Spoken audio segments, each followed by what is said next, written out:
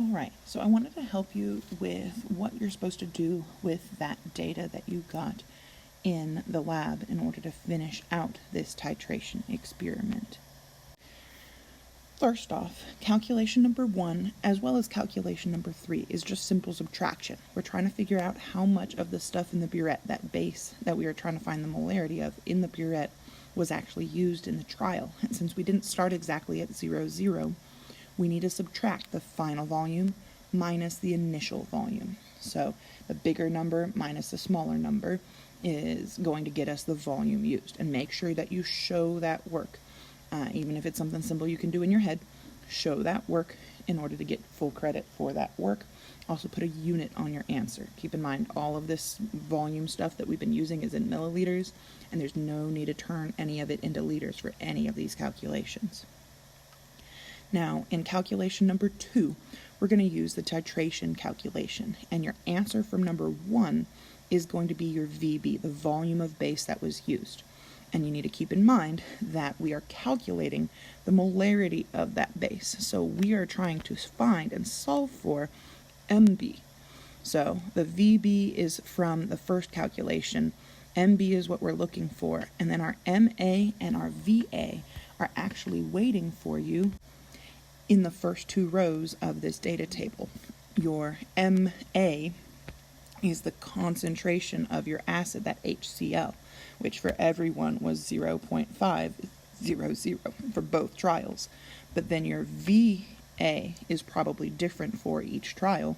That's the volume of acid that was used. So that's going to be different for each trial, but whatever number you have in that trial 1 and then trial 2 space is what you'll use as your VA. And keep in mind that because we're trying to solve for MB, we're going to be multiplying together our MA and our VA and then dividing by that VB. And whatever answer you get out of there is molarity. That's the concentration of that base. So that's all trial 1 stuff. You're going to do the exact same stuff for questions 3 and 4, showing our work and just using second trial numbers there. And then you're going to be taking the average of the 2 molarities that you get. So whatever answer you get for 4 and whatever answer you get for 2, you're going to find their average, which means you're going to add them up and then divide by 2. And you might want to do that in 2 separate steps, because depending on how you put that in your calculator, it could mess it up if you try and do it all at once. Just keep in mind that your average should be close to the numbers that you are averaging. So if you get something way off, and you did that calculation wrong, come in and I can help you do it right. And it's that average molarity, that average value in number 5, that we're going to be using as our experimental value. That's kind of the true concentration that we calculated for our experiment. So that's going to be our experimental value as we're calculating our percent error in the next step. And then you have 3 different accepted values over here that you need to choose from on your lab document and make the best decision that you can. You're not going to get exactly one of those, but you should choose whichever one you think best represents the data that you did and collected, and that is going to be your accepted value. So you're going to be doing whatever you got for 5, your experimental minus that accepted.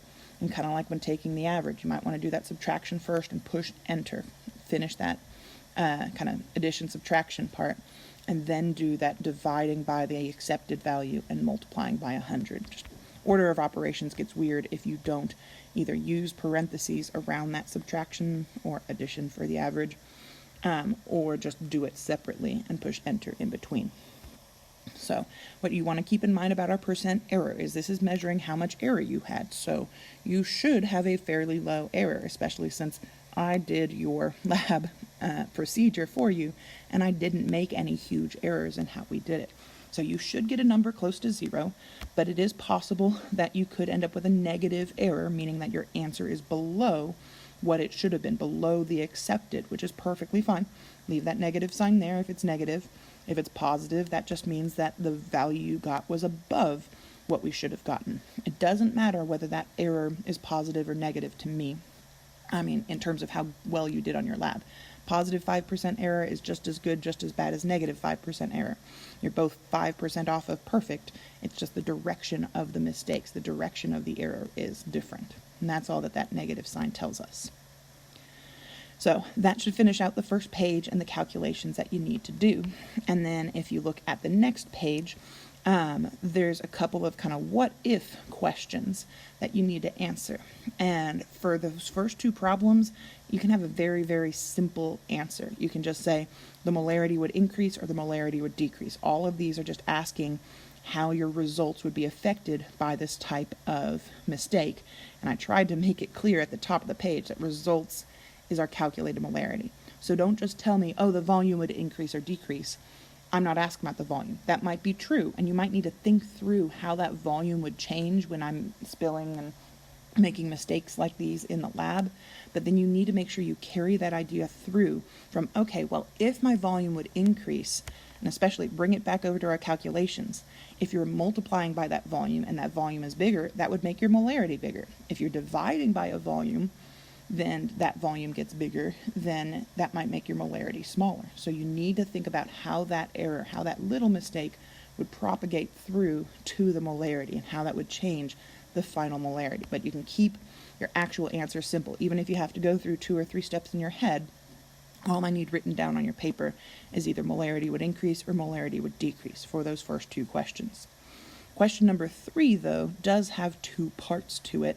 There's kind of a more complicated situation happening here and a lot more words there. But then I need you to tell me what was the error that happened and what should they do in order to, kind of fix it and do better. And then finally, of course, you have that conclusion and error analysis to do.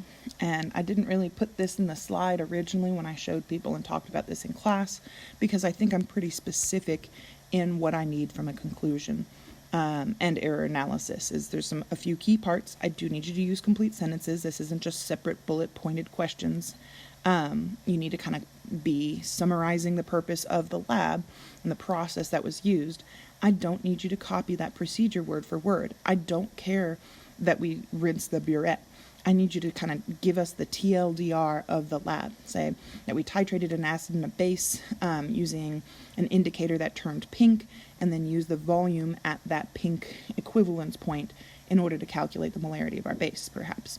Don't use my words either. If you copy my words word for word, you don't get credit for them. I put those words together. But put together a short summary of what you did and the data you collected and how that got you to your results. Just a quick summary connecting the ideas and the process you went through all the way to those results. And make sure you mention those results. Tell me the molarity that you calculated there.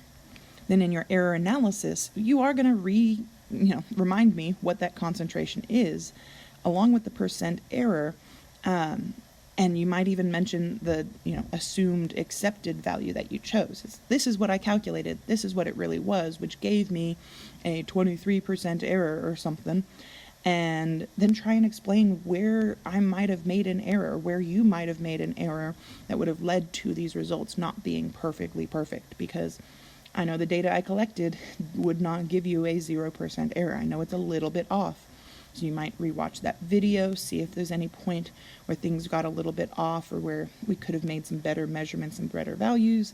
And just make sure that whatever kind of sign that you had on your percent error, if it was positive versus negative, that the error that you are reporting would give you that type of error. If you had a positive percent error, but then you tell me all about errors that would make you have a too small number, that doesn't match up. You're not analyzing the data and the lab correctly based off of that.